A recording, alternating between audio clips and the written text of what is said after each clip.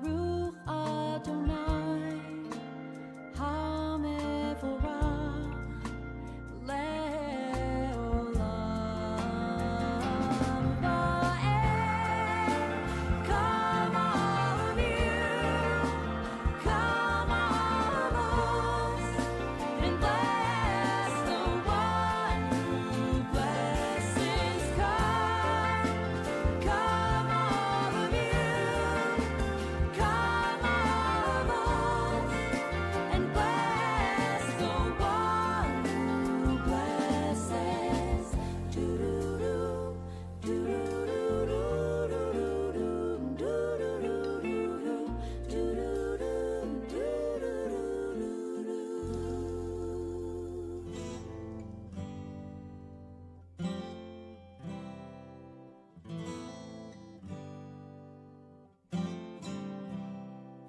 Am I awake? Am I prepared? Are you listening to my prayer?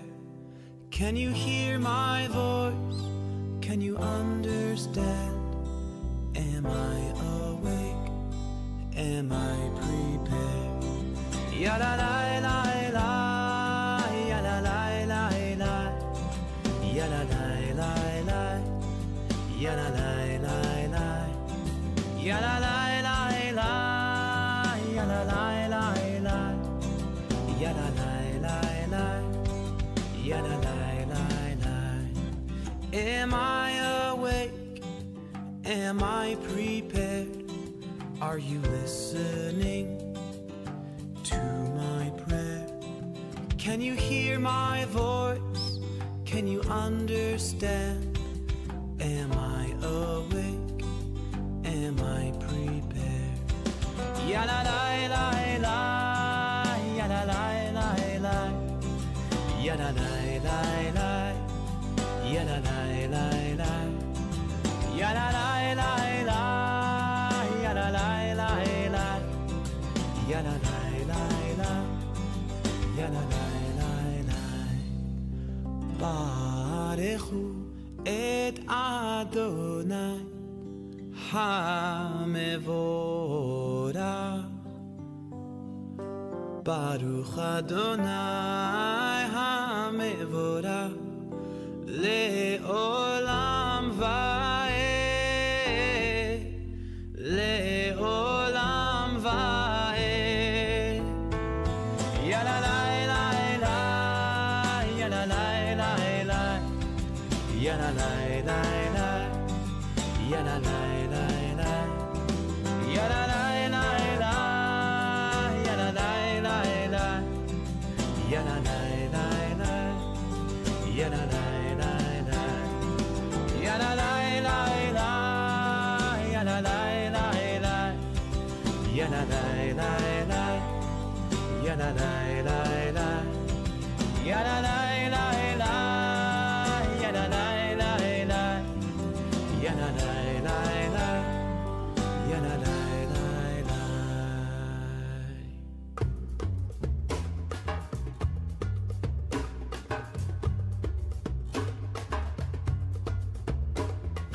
הנה מה טוב ומנעים שברחים גם יחד. הנה מה טוב ומנעים שברחים גם יחד. הנה מה טוב ומנעים שברחים גם יחד. הנה מה טוב ומנעים שברחים גם יחד. How good it is, how sweet it is, to be together on this day. How good it is, how sweet it is, to be together on this day. הנה מה טוב ומנעים שברחים גם יחד. הנה מה טוב ומנעים שברחים גם יחד. Shalom Aleichem, Salam Aleichem.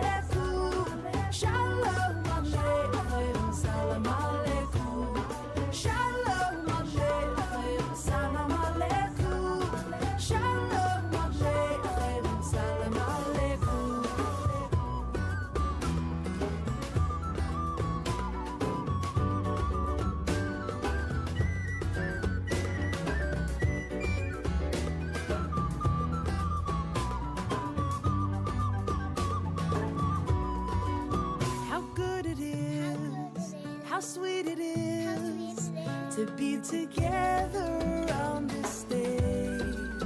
How good it is, how sweet it is to be together on this stage.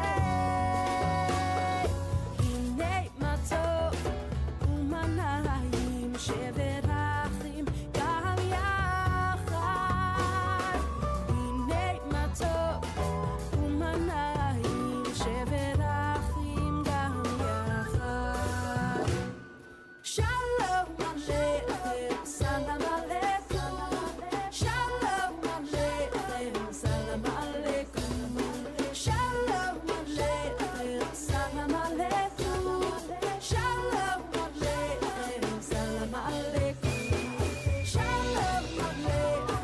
שלום עליכם, סלאם עליכום. שלום עליכם, סלאם עליכום. שלום עליכם, סלאם עליכום. שלום עליכם, סלאם עליכום.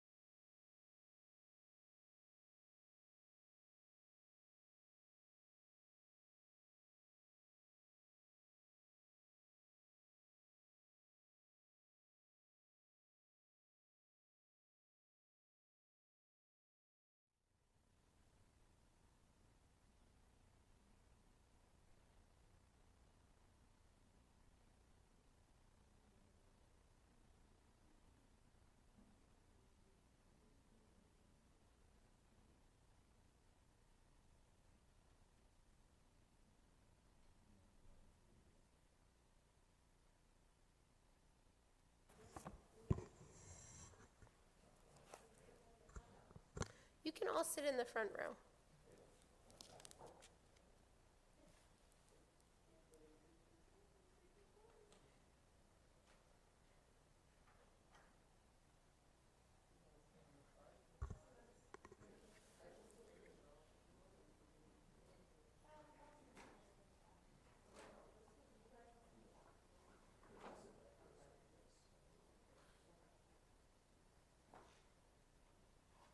Susan, are you okay where you are? Susan, are you okay where you are? Or do you want to be back here next to Alex?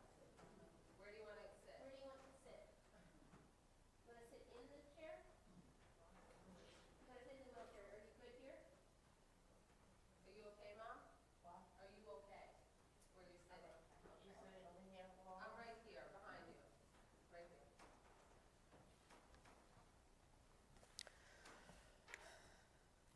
Am I waiting for them?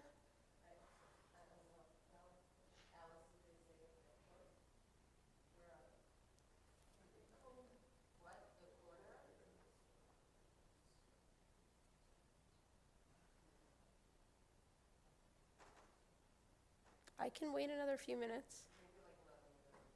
Okay.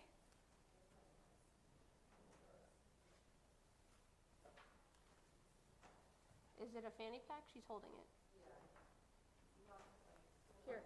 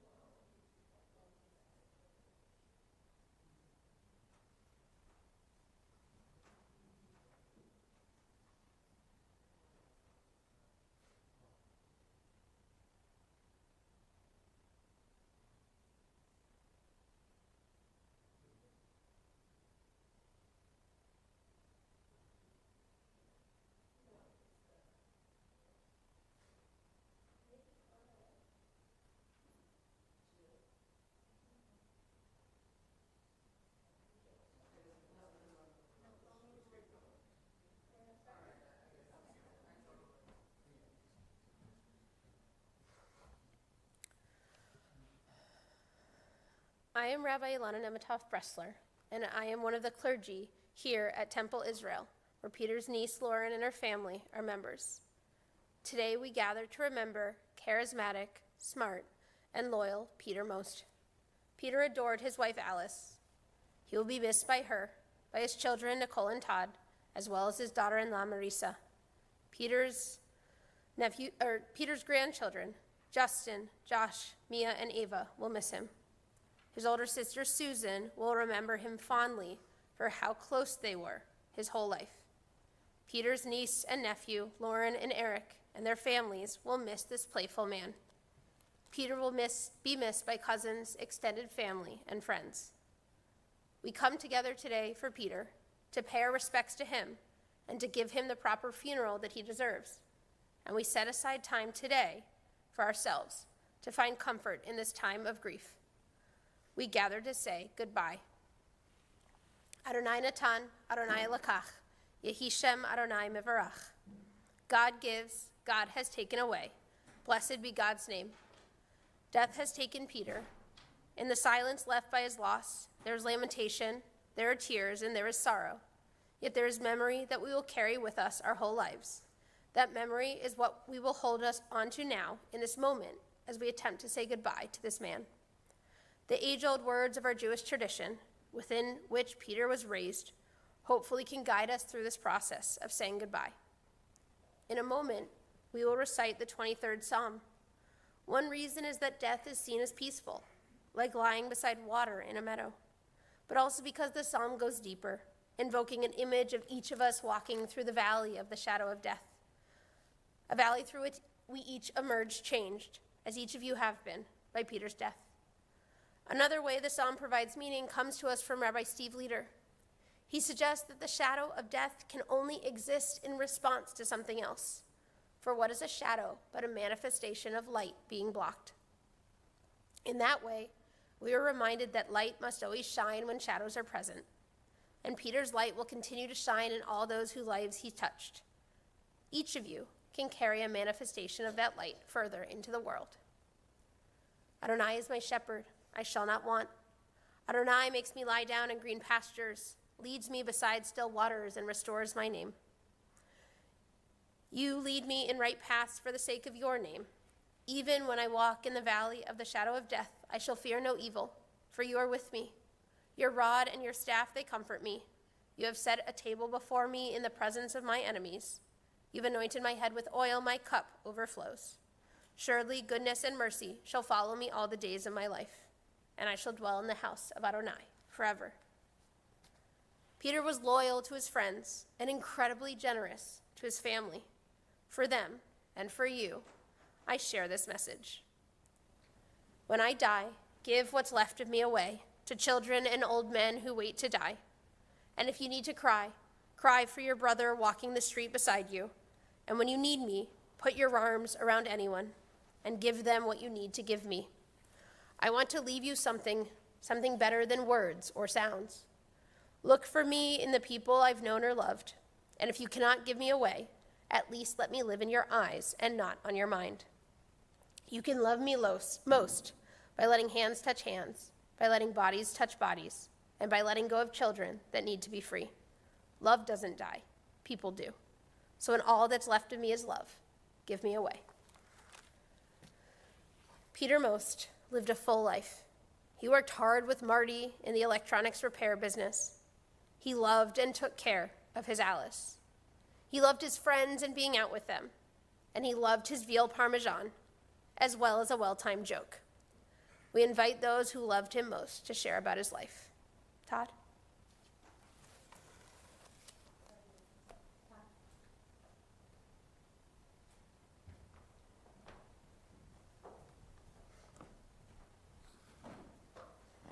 Not too many people here, so. You have people in the live stream, so they still want to hear Okay. you. You can come over here if you want. There you go. With my father, they broke the mold. There was nobody like him, and there'll never be like anybody like him again.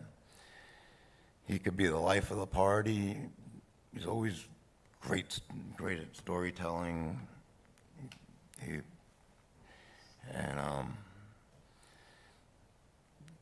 Just like I said, they broke the mold with him. He was a leader. I honestly believe if he had the advantages of somebody like a Donald Trump, he could have been a president. He could have been the coach of any football team and led them to victory. He was that type of person. He was a leader. We, like everybody, we all have our flaws, but that's not what we're here to talk about today. We'll talk about the positives. I could wish a whole bunch of things went differently, but they are what they are, and that's how they're going to be. And that's how they're going to be remembered as. And I'll tell a story or two. I'm not a very good storyteller, but one day when I was a kid, he was driving from the Bronx. He had a shop in the Bronx, a TV repair shop. And this is one of his favorite stories. And he's pulling up to the Throgs Neck Bridge because he saw one of the toll booths was broken. So he figured, all right, cool, I could go through for free. And so he was going through, and then he saw the thing was filled with coins, tokens, and change. So I don't mind if I do. He came back with, I don't know, a whole bunch of coins and tokens. But yeah, going back to fishing with Eric and the Sandpiper, he shared a boat with my Uncle Marty, and I know he'd always leave them with no gas or a broken boat, but we had some good times on that boat. And a lot of the things that I did with him as a kid, like fishing, I really took to. I used to fish every day, when I used to complain about working working on the truck or whatever. But I kind of enjoyed it. I got to eat the best veal and I'd go around the city and, there's a place in Brooklyn called Del Fonte's. Best veal, if anybody knows Brooklyn, by the Battery Tunnel, Del Fonte's. I'm not getting paid by them. Anyways, whenever I would be passing there, he knew what he wanted, so I'd bring him back a couple sandwiches, and we had our ups and downs. There's no question about it, but I'm going to try to remember the ups, and may he rest in peace.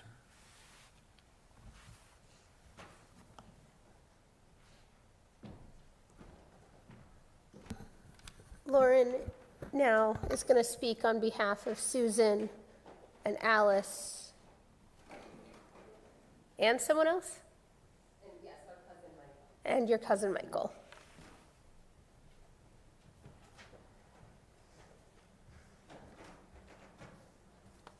Okay. Hi, everybody. I'm going to speak for my mom since it's harder for her to get up here. My mom was talking about Peter a lot this week, and she was telling me about when Peter was a baby, and these are her words about Peter.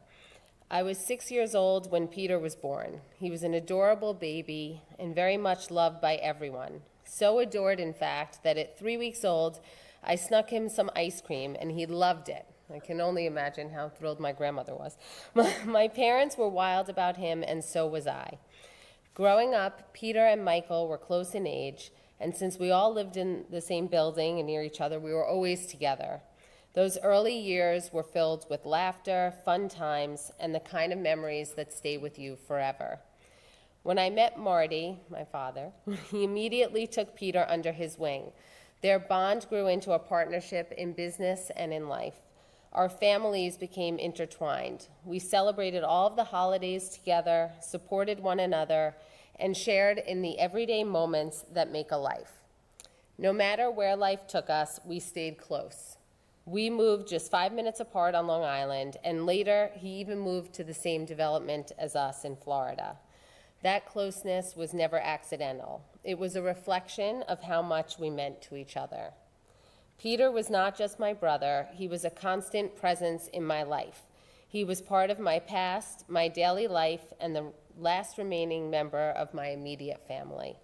The love between our families, the traditions we shared, and the memories we built together are part of his legacy. I will always love him and miss him. Next, I'm going to speak on behalf of Alice.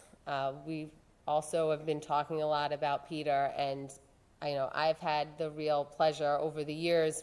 We've spent a lot of time with Peter and Alice, both on Long Island and then in Florida with the kids, and so we've really had a chance to see their relationship and see them together. But Alice, this is Alice. I've been with Peter for 15 years. We've experienced so many wonderful times together. Peter loved gardening and going out to dinner, and we spent a lot of time doing those activities together. He always took such great care of me, and when he fell ill, I was determined to take care of him. He fought very hard against this terrible illness, and before he died, I told him not to worry, and he passed peacefully. He was a wonderful husband, and I will always miss him. My love for him will continue forever. Next, our cousin Michael, who lives in Maryland. Unfortunately, their train was canceled, and so they were unable to get here in time for the funeral. But he spent a lot of time with Peter there, just 8 months apart, and really grew up together. And so I'm going to read the words that Michael sent to me. To those who don't know me, I'm Michael Weinstein, Peter's younger cousin by 8 months. My first recollection of Peter is when he lived on Knox Place. We were at Grandma Becky's house playing cards, and Aunt Hannah, Grandma's sister-in-law, was visiting. She came out of the shower. Unfortunately, the towel around her didn't cover her completely, and the sight of her bare bottom was something that Peter and I never recovered from. My family always enjoyed visiting Grandma, Aunt Rosie, and Uncle Mo, as they all lived in the same building. Peter and I would play in Mosholu and Van Cortlandt parks. Around the corner was our favorite candy store, Tompkins, and Jerome Avenue nearby had delis, Chinese restaurants, and pizza places that we regularly visited. After Grandma and the Mosts moved to King's College Place, Peter and I played stickball at the school across from their home. And luckily, it was still close to our favorite eating places. I especially remember with fondness Jim's Italian restaurant, whose food we reminisced about on a regular basis. When we were about 10 years old, our families went to the Catskills for the summer. The first place we went to was Hockman's. One thing I remember was Peter and I eating watermelon and spitting the pits out on the lawn. I remember a voice coming over the PA system. Peter and Michael, stop spitting the pits. The following summers were spent at Himmel's Bungalow Colony. Himmel's in Yiddish means heaven, and it really was heaven to us, playing ball, swimming, and going blueberry picking, among other fun things. When Marty would come up on the weekends, we'd go fishing, target shooting, and have our infamous crabapple fights. In later years, Peter and I would always reminisce about our time at the Bungalow Colony. Peter had a passion for souped-up cars. I loved riding with him. I do remember asking him if I could drive one of his cars. I drove one block, and Peter quickly decided that this was not a good idea. We regularly shot pool on Gun Hill Road. Many times we went out together on movie dates. Peter and Lenore would be asleep as soon as the lights went down. We would often bowl at Astor Lanes. The bowling balls weren't quite round, and we were amused by them thumping down the lanes. As the years progressed, I moved out of New York. We continued to speak regularly, and the mutual affection remained. I wish I could have been there in person to say goodbye. I love Peter and am so saddened by his passing. And I would just like to say, on behalf of myself, for my entire life, Peter was always around, and our families were always together. We lived only a couple of minutes apart, and growing up, we would always have dinners together, spend time together, holidays, travel together. And in recent years in Florida, it's been so nice to have Peter around with my boys and my husband, and every Christmas we're down there for Maddie's birthday, and we have a tradition. We get the same 2 cakes, and Peter and Alice come over every time. And it struck me, with my dad passing a few years ago and now Peter, our family is getting smaller, and I'm so grateful for the times that we've had together, because you realize as you get older that you don't have this time forever. And I'm really going to miss Peter and spending time with him. And Peter, I love you. May you rest in peace. Thank you.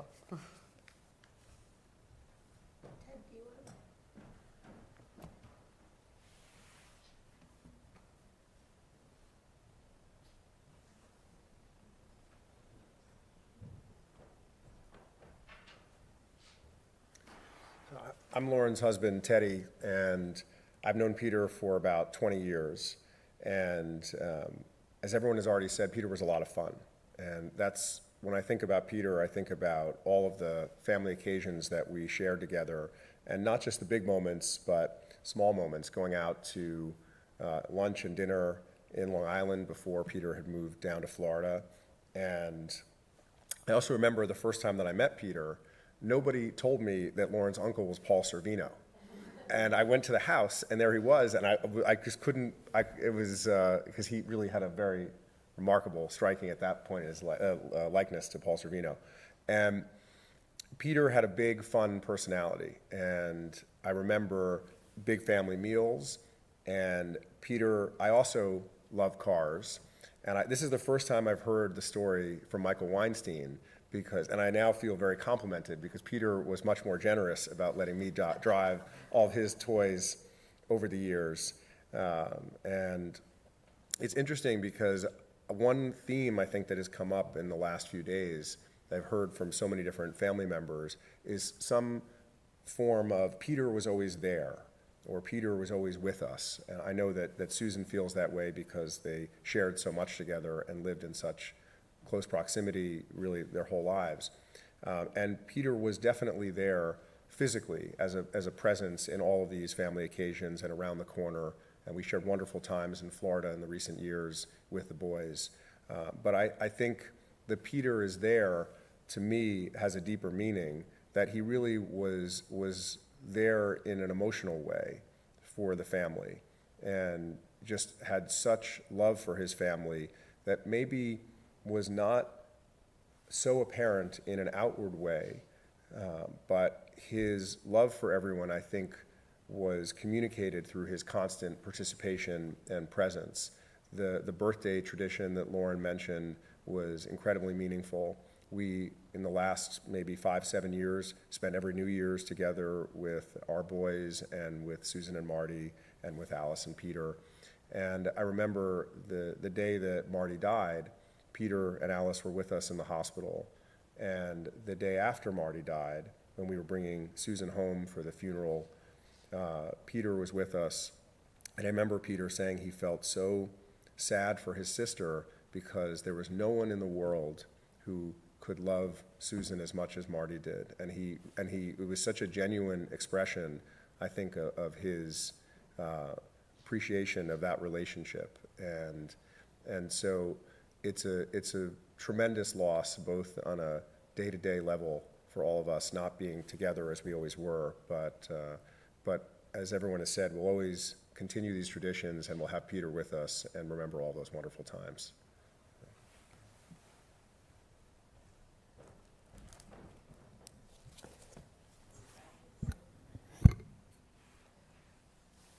Peter loved his friends. He had a steady group of people around him and remained friends with them for life. He adored his family and was loyal to them. He was extroverted, but valued having time to himself, often listening to music or watching a football game. In many ways, Peter makes me think about the Hebrews who escaped slavery in Egypt, which we read about this week in the Torah. We read that the Hebrews left as an Erev Rav, a mixed multitude. For the Torah, it took all different kinds of people to come together to make up our people, the Jewish people. Character traits, kinds of people's way of thinking and engaging, we needed all sorts. Peter was solid. He was stubborn. He had a gift for influencing others. His personality was an important component of what we needed when leaving Egypt.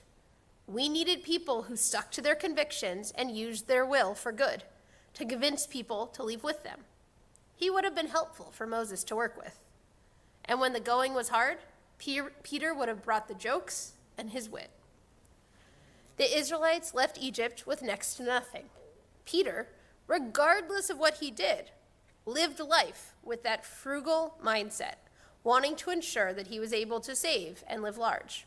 He loved Italian food, specifically eating at Mamma Mia because of how good a deal it was. And Peter would have loved being at the Red Sea. He probably would have enjoyed it more if he could take a boat out on the water, taking his kids and his niece and nephew or others fishing. But honestly, it's a good thing the sea parted, because otherwise he might have gotten stuck out on the water because something else broke on the boat or there wasn't enough gas. In truth, Peter loved doing the simple things in life.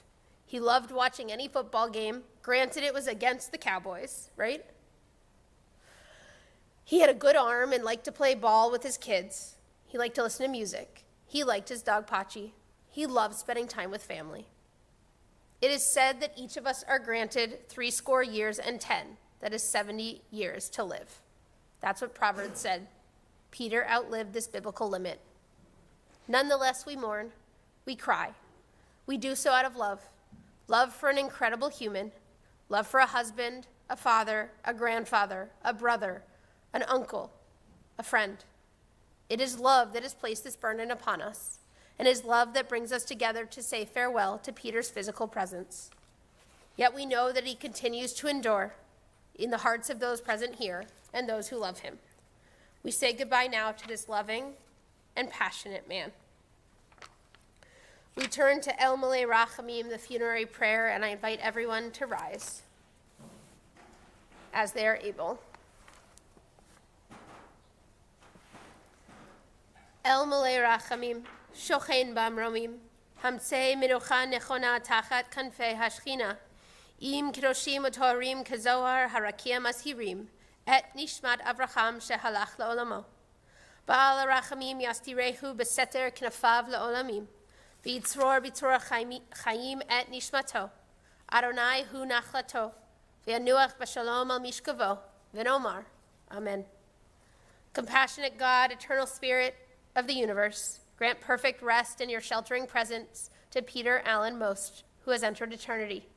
O God of mercy, let him find refuge in the shadow of your wings, and let his soul be bound up in the bond of everlasting life. God is his inheritance. May he rest in peace. And let us say, Amen.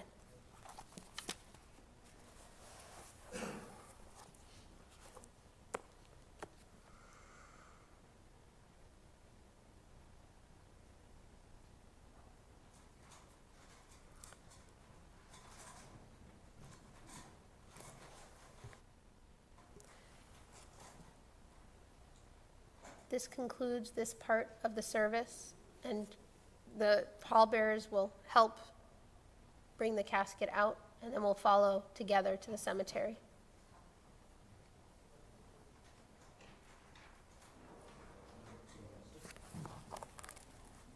Todd, do you want to help?